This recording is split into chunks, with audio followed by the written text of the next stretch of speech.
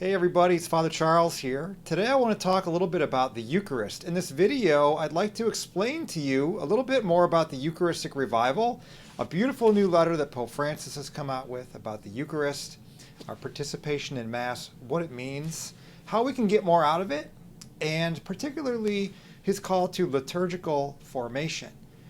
And as I was thinking about this, I realized that back in 2020 during the pandemic, I came up with an 8-part video series on explaining the Mass. And I go through all the different parts of the Mass starting from the beginning.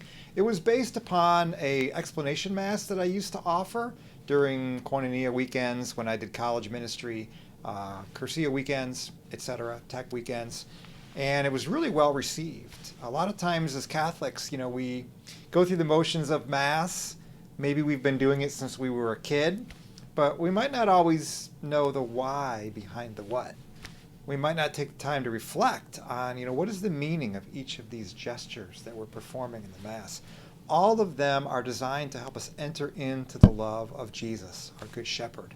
All of them are meant to prepare our hearts to receive the feast, the banquet of the Lamb that comes to us at each Mass. So what I'm offering you guys an opportunity to do is to learn a little bit more about the Mass by watching this 8-part series.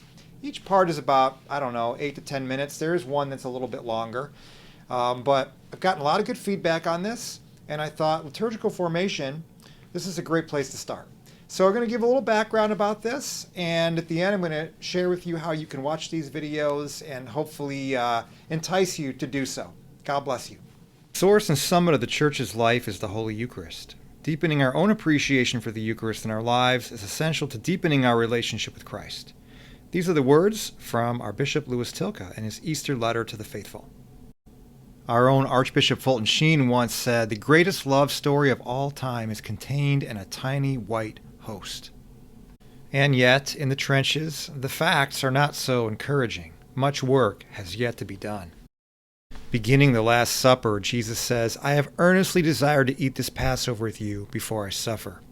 Pope Francis says these words of Jesus, with which the account of the Last Supper opens, are the crevice through which we are given the surprising possibility of intuiting the depth of the love of the persons of the Most Holy Trinity for us.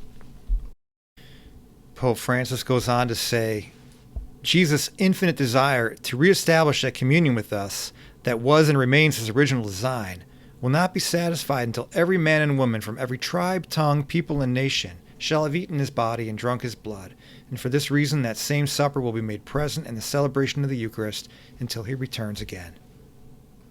Pope Francis uses words like wonder, amazement, and astonishment in describing the attitudes that the faithful should have in approaching the Mass.